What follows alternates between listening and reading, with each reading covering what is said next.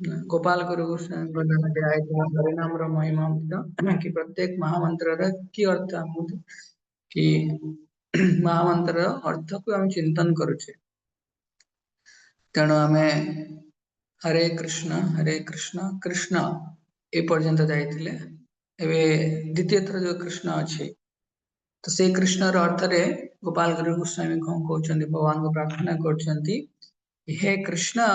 रुचिर्भवतु में कौन कहते हे कृष्ण रुचिर्भवतु में अर्थात हे कृष्ण भगवान को प्रार्थना करछंती कि आपनकर नाम रे मोर रुचि आसे तो रुचि को स्तर रे आसे ना आदौ श्रद्धा तापरे आसीबो साधु संग तापरे आसीबो भजन क्रिया तापरे आसीबो अनर्थ निवृत्ति तापरे आसीबो निष्ठा तापरे आसीबो रुचि रुचि माने टेस्ट ला गोटे जिनस हमको टेस्ट लागले ही हमें ताको खांती सेमती भगवान का ना यदि टेस्ट न लागिबो से पर्यंत हमें ताको आत्मसात करि परिबानी अर्थात हम ताको ग्रहण करि पर नथिबा हला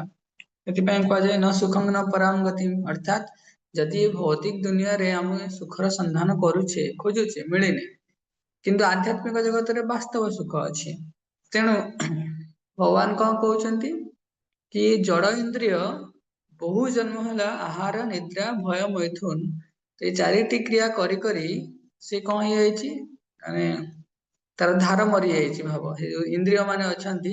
दे बिकम इनएफिशिएंट तो सेति पई भगवान कौन कहउछंती ना दीटा जिंस रे हमें कौन करि परियो भगवान के विषय रे जानिया पई प्रयास करि परियो गोटेला जीवा द्वारा जीवा द्वारा ही करि परिबा तो जीवा द्वारा कौन करि परिबा दीटा कार्य तार गोटे हला प्रसाद को आस्वादन करि परिबा सेकंड हला हरि नाम को नै परिबा ना तेणु सेति पई ए जीवा द्वारा एतले आमे भगवान कर महाप्रसाद को प्राप्त होवंती तहा इमीडिएटली हमको रुचि स्तर को नेकी जाए अर्थात हमको आनंद लागे किंतु हरिनाम को ग्रहण करंती प्रसाद नेला बेले तो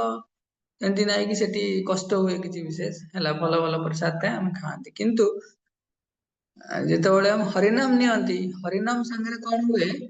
हरिनाम नेवा समय हम हृदय अनर्थ मध्य हम मानस पटल को धीरे धीरे भासी आसे तेणु से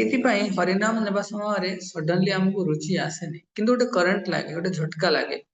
कहीं गोटे स्पिरिचुअल जिनस प्योर स्पिरिचुअल जिनस तेणु जिते बड़े जीवन भगवान का नाम प्रति रुचि आसो जो बारंबार बारंबार प्राक्टिस गोटे खराब अभ्यास करछि प्रत्येक दिन मु 8 घंटा 10 घंटा सोउछि तो मुझे भल अभ्यास करी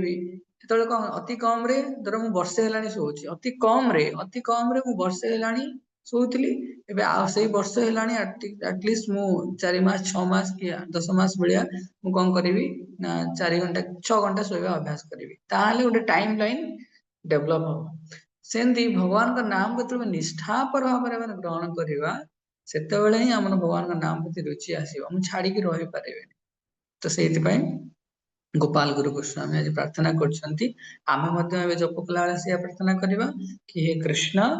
रुचिर भवतु में अर्थात मते आपण आपनकर जो नाम रूप गुण लीला एतरे रुचि प्रदान करंतु टेस्ट प्रदान करंतु हला एक्चुअली एटा टेस्ट जिंस किंतु आमे से टेस्ट को अनुभव करे पारने कहते प्रभुपाद जाको जंडिस हेछि ताको आखु रस मध्य मीठा लागिवनी तेणु से बारंबार किन्तु यदि खाइबो ताले कौन हम से आखु रस धीरे धीरे मीठा लगे ना आरंभ में मीठा लगे जंडिस तेणु से आम भव रोग पड़ीचे जंडिस आमको तेणु आमको हरिनाम भल लगे बहुत समय तुम लोक मान भेट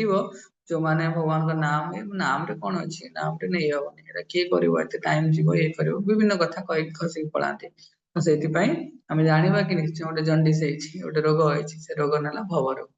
तो से भगवान को प्रार्थना करवा हे कृष्ण रुचिर भवतु में वैष्णव प्रणामंत्र वैष्णव मन वंशा प्रपदर सदृश क्षमाशील दयार सागर पतित जीवन उद्धारकारी दैनंदिन जीवन में ज्ञात वाक्य सारे जदि कौन साधु गुरु वैष्णव निकट में अपराध होता है प्रातः मुहूर्त चरण कमल क्या प्रार्थना मांगवा उचित पंचाकल्पतरोर्वश्च कृपा सिन्धुवेव च पतितानं पावनेभ्यो वैष्णवेभ्यो नमो नमः अनंत कोटि वैष्णव वृंद की जय जगत गुरु श्रील प्रभुपाद की जय हरे कृष्ण।